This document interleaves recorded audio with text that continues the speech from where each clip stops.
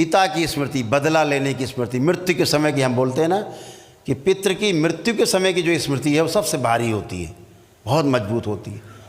वो अगर रह गई तो फिर आपको वैसे ही नाचोगे जैसे स्मृति थी। तो जब जब वो स्मृति आगे आती थी बदला वाली उनके पिता की, तब तब वो सबको गाजर मूली की तरह काट के रख देते थे। उन्हें ही नहीं पता लगता था किसको काटा है। ऐसा 20 बार काटा है वो, धीरे धीरे। 21वीं बार जब फिर उठाया फरसा उन्होंने, वो स्मृति आगे आई तो भगवान परशुराम फिर बन गए ऋषि जमदग्नि।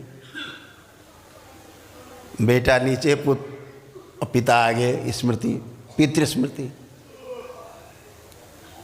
तो वो भाग के कुछ लोग जो है वंशी क्षत्रिय थे, वो जामवंत जी और हनुमान जी जहाँ पे इकट्ठा थे वहाँ पहुँचे। वो कहा हमें बचाओ, रक्षा करो, ये तो पता नहीं कहाँ है, सबको मारे काटे डाल रहे हैं, हम लोग कुछ किया भी नहीं, बचाओ। तो जामवंत जी ने हनुमान जी से कहा भाई बचाना तो धर्म बनता है, तुम हनुमान जी बचाओ सबको। बोले ठीक है महाराज। तो हनुमान जी चले और परशुराम जी के पास पहुँचे, भैया काहे काटने के लिए फरसा निकाल लिया, 20 बार काट चुके, अभी फुर्सत नहीं मिली, फिर 21वीं बार, ये कब तक चलेगा? बोले चलते रहेगा। तो बोले नहीं युद्ध होगा। तो बोले हट जाओ नहीं तुम भी मर जाओगे इसी में।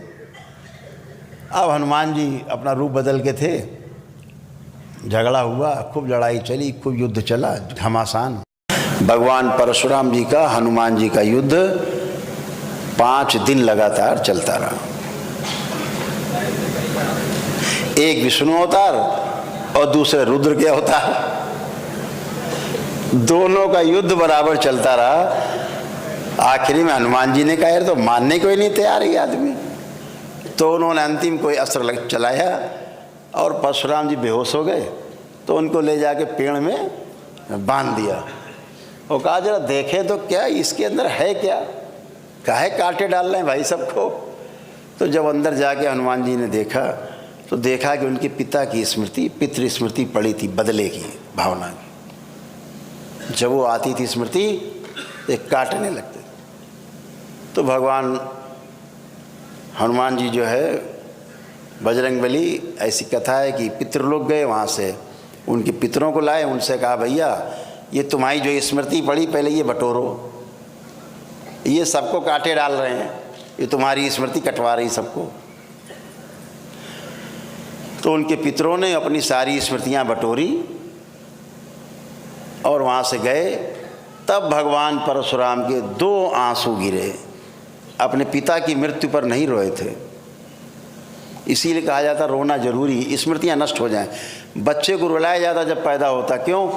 रो जाए, जैसे दरबार में आपको रुलाया जाता है, आपको कहा जाता है ना अब आंसू गिरेंगे, तो आप जब संकल्प करते हो तो आंसू गिरते हैं आपके, खांसी आती है, डकारें आती हैं, हिचकी आती है, तो ये सब स्मृतियाँ नष्ट होती हैं। तो ऐसे ही जब बच्चा पैदा होता है उसको रुलाने की कोशिश करते हैं, रो जाए, जो बची खुची स्मृति इसके पिछले जन्म की हो वो भी निकल जाए, इसलिए रुलाया जाता है उसे। तो ऐसे ही भगवान परशुराम के 2 आंसू गिरे स्मृति के, टपक के, तब वो स्मृति नष्ट हुई जो उनके पिता की स्मृति थी, बदला लेने की, हत्या के बदला लेने की। तब उनका बदला जो हत्या वाला कांड था 21वीं बार, तब उनका बंद हुआ। तो इससे क्या सिद्ध हुआ कि भगवान परशुराम ने कभी किसी की कोई हत्या नहीं की और कोई ऋषि कभी किसी की कोई हत्या नहीं कर सकता, वो तो परम ऋषि थे।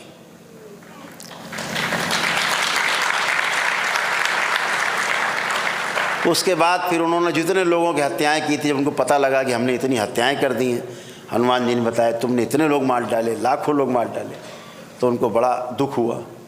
तो उन्होंने जितने लोग मारे थे सबका पिंडदान किया, सबका श्राद्ध किया, सभी का, सबको मुक्ति दिलाई उन्होंने। ये भगवान परशुराम ने किया। तो गलत ढंग से प्रचार करके लोग अपनी रोटी सेकते हैं, वो रोटी सेकने से बाज आना चाहिए, जो वास्तविक मूल बात है उसको सामने लाना चाहिए सबके। तो वो भगवान परशुराम जिन्होंने कोई हत्या ही नहीं की किसी क्षत्रिय की, रावण से संबंध इतना था कि उसको छुड़ाया था उन्होंने, तो क्या हुआ? वो धनुष लेके रावण के पास पहुँचे। जब रावण के यहाँ गए तो उन्होंने देखा कि किसी एक ब्राह्मण का वो अपमान कर रहा था, तो उन्होंने धनुष उसको देने से इनकार कर दिया। तब वो राजा जनक के यहाँ गए और फिर धनुष कहाँ गया? वो जनकपुरी में गया। तो भैया राजा जनक तो ब्राह्मण नहीं थे, तो धनुष काहे दिया? तो जो दुनिया भर की तमाम कथाएं गड्ढम सड्डम लोगों ने सुना रखी हैं, समाज को भ्रमित कर रखा है, इस भ्रम से बाहर निकलना है, ग्रंथों से बाहर निकलना है, यथार्थ में आना है, अनुभव में आना है, अनुभव में जीना है कि कोई ऋषि मुनि कभी किसी की कोई हत्या ही नहीं कर सकता। चींटी तो मर नहीं सकती पैर के नीचे, आदमी कहाँ से काट देगा वो। तो ऐसे भगवान परशुराम ने भगवान श्री कृष्ण को अपना सुदर्शन चक्र दिया।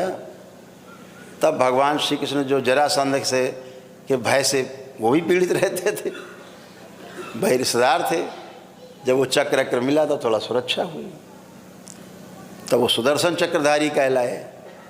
तो ऐसे भगवान श्री कृष्ण के बारे में ऐसी अनर्गल बातें तमाम जो लोग कथा कहानी में बैठ करके ढोलक मंजीरा बजा के चोरी चकारी, उनको चोर सिद्ध करना, उनको लुच्चा सिद्ध करना,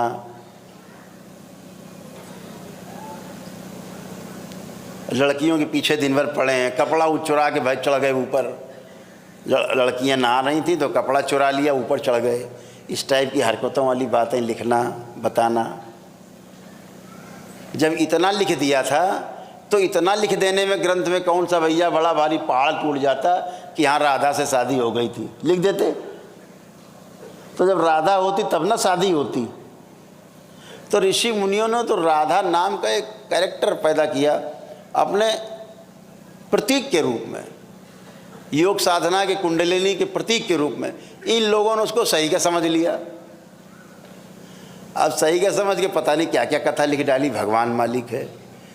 तो हम तो इन सबसे कहेंगे भैया थोड़ी बुद्धि का इस्तेमाल करो और हमारे आराध्य को, उनकी जो उन्होंने किया जीवन काल में मानव जाति के लिए, जीवन भर अपना पूरा जीवन लगा दिया भगवान श्री कृष्ण ने, उसका बखान करो। ये दुनिया भर की उठापटक और दुनिया भर की अपनी काम कलाएं उन पर मत थोपो। खुद के अंदर काम कलाएं हैं, दिन भर कामुकता में भरे हुए हैं, तो दिमाग में उनकी कामुकता चढ़ी तो कामुकता ही दिख रही उनको बाहर सामने वाले में, सब जगह इतने कामुक हैं। वो लिंग भैरवी पीछे ही नहीं छोड़ रही, लगी है पीछे लिंग भैरवी। हम छुड़ा देंगे पीछा लिंग भैरवी से।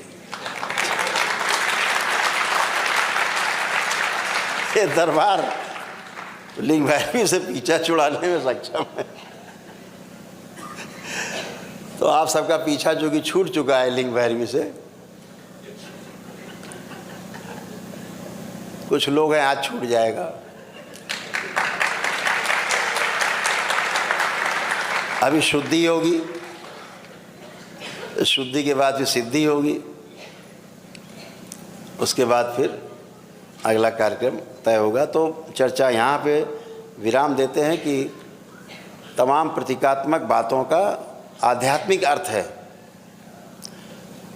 उन शब्दों को आध्यात्मिक अर्थ में प्रयोग किया गया है।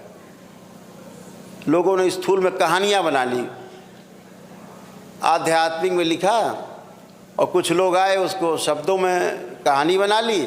एक तीसरे काका आए, उन्होंने सही मान के सब रख कर डाला, सही मान लिया, सब ऐसा ही था। तो ऐसा कुछ नहीं है।